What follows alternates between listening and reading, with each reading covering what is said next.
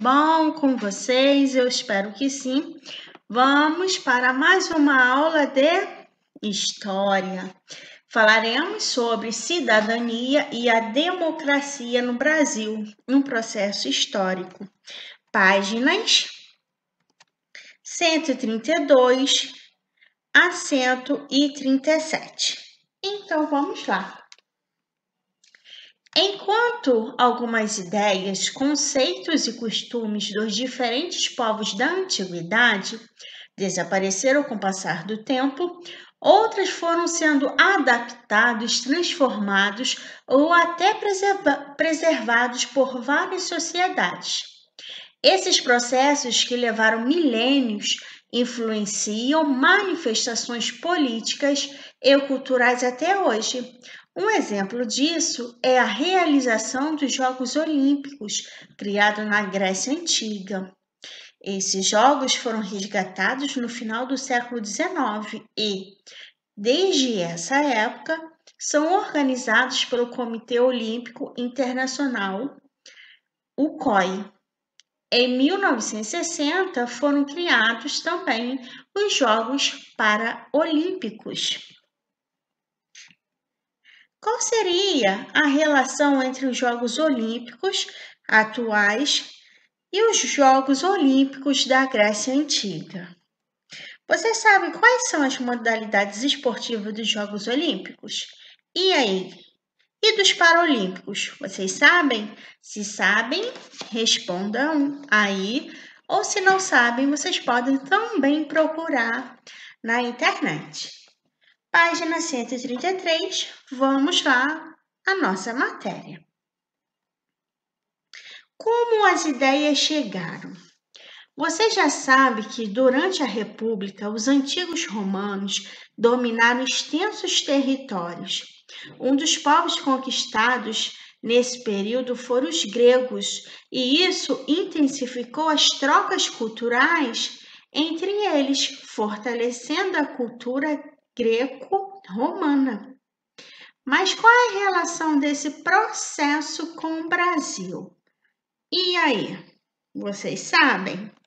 Então vamos lá. Para descobrir, é importante saber que muitos costumes dessas duas sociedades antigas influenciaram o resto da Europa. O alfabeto latino, por exemplo, desenvolvido pelos romanos, é uma adaptação dos alfabetos fenício e grego. Ele deu origem ao alfabeto que conhecemos hoje. O latim, por outro lado, foi se transformando e deu origem a línguas chamadas latinas, como o português e o espanhol. O cristianismo, religião oficial de Roma a partir do século IV, tornou-se a principal expressão religiosa do mundo ocidental. Essas e outras características inspiradas na cultura greco-romana foram trazidas ao Brasil pelos portugueses no período colonial. Em 1822, o Brasil conquistou sua independência, mas houve a continuidade de vários costumes europeus. Os modelos políticos e jurídicos adotados, por exemplo, tinham algumas de suas bases inspiradas no modelo da Roma Antiga, como o direito e o Senado. Outro exemplo pode ser verificado a partir de 1889, quando o Brasil adotou o modelo republicano de governo. Agora vamos falar sobre a democracia e a cidadania do Brasil. O Brasil é hoje uma república presidencialista, cujos representantes são escolhidos em eleições diretas. É um país de regime democrático, mas nem sempre foi assim. Trata-se de um processo histórico. Entre 1964 e 1985, o Brasil viveu um período conturbado e violento que ficou conhecido como ditadura militar. Nessa época, os brasileiros não podiam se manifestar livremente nem votar. Quem escolhia o presidente, por exemplo, era o Congresso Nacional. Havia uma intensa censura aos meios de comunicação e aqueles que eram contra o governo podiam ser perseguidos, presos e até mesmo torturados e mortos. No início dos anos 1980, essa situação começou a mudar.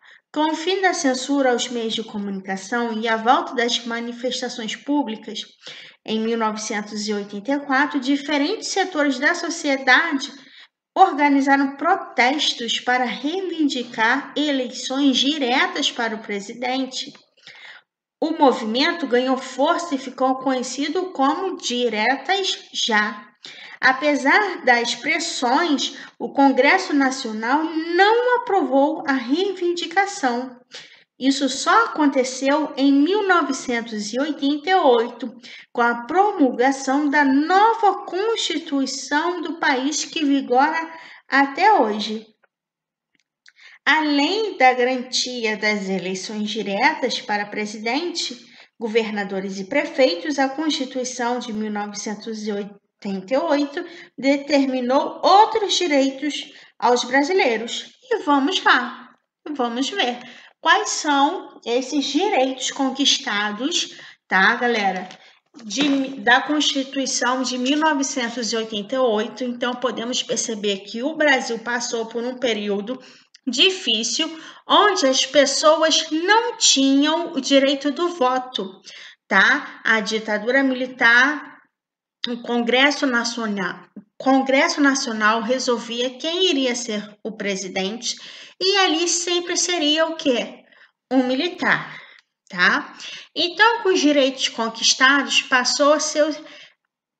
o povo passou a ter o seguinte direito, que o voto passou a ser obrigatório para brasileiras e brasileiras alfabetizados entre 18 a 70 anos de idade e é não obrigatório para pessoas analfabetas, pessoas maiores de 70 anos e jovens de 16 e 17 anos. Também um direito conquistado foi a pena de prisão para crimes de racismo e a democração de terras indígenas e direitos iguais para trabalhadores rurais e urbanos.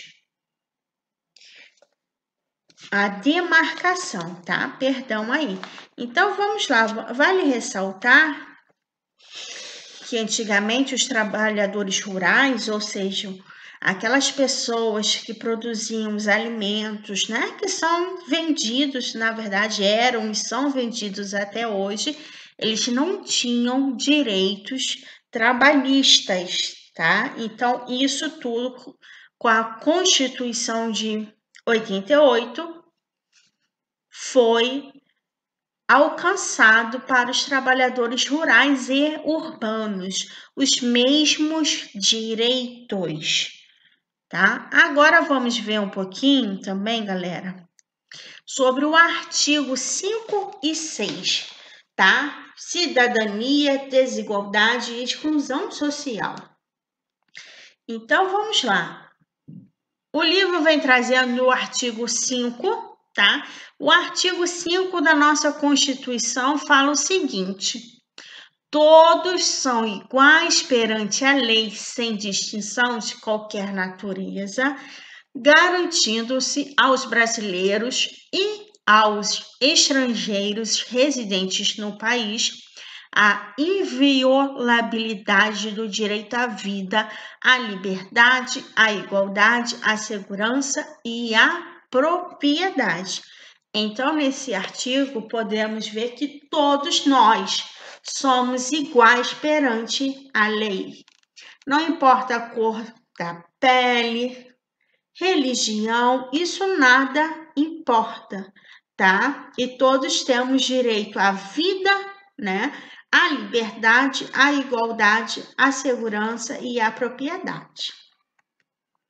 No artigo 6, podemos ver os direitos sociais, tá? Então, olha só, são direitos sociais a educação, a alimentação, o trabalho, a moradia, o transporte, o lazer, a segurança, a previdência social, a proteção à maternidade e à infância, assistência aos desamparos na forma desta Constituição.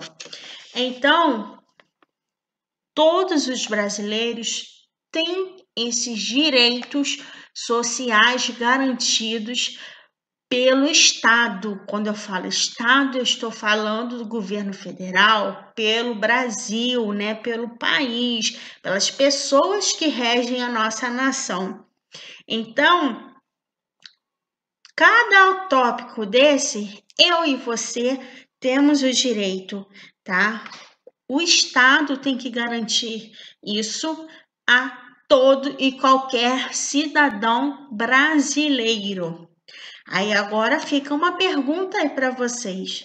Será que isso tudo aí é cumprido? Será que todos os brasileiros realmente eles estudam, eles têm o direito à saúde, à alimentação, a trabalho, a moradia, a segurança, né? A proteção à maternidade e à infância, assistência aos desamparados. E aí, gente, será que tem?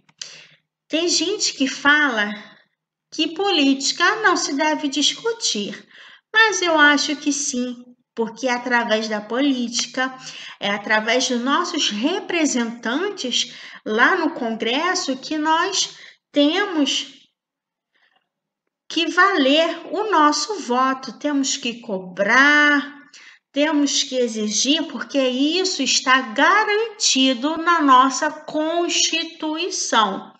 Então, sim, temos que discutir política, sim, para assegurar os nossos direitos. Agora vamos falar sobre os 3 poderes. Lógico, vamos lá. Então, olha só. Entenda o que faz cada um dos 3 poderes. Sabemos que o nosso país tem 26 estados, né? Temos a Distrito Federal, Brasília, onde fica o Congresso aí nacional, onde é discutido diversas leis, né, para a nossa população brasileira. E nós temos o que? Os 3 poderes.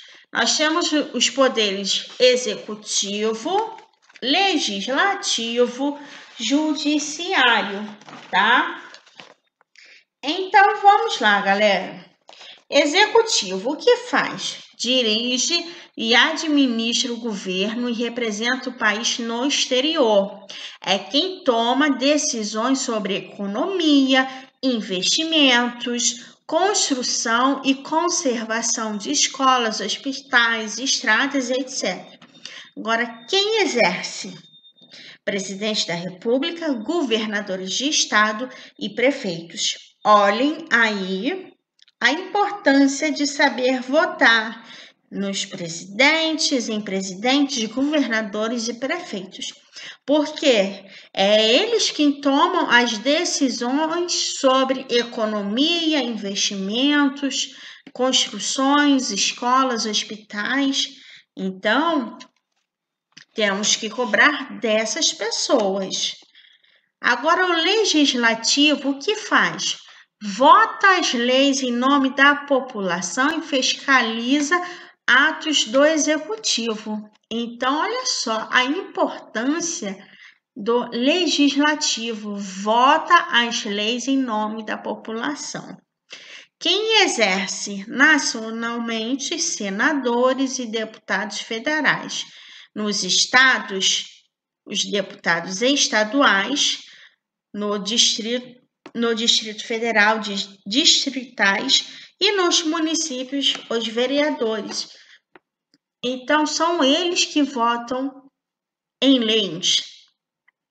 Existem leis que, infelizmente, não favorecem a grande massa populacional brasileira, né? Quando eu falo isso, a parte que mais precisa.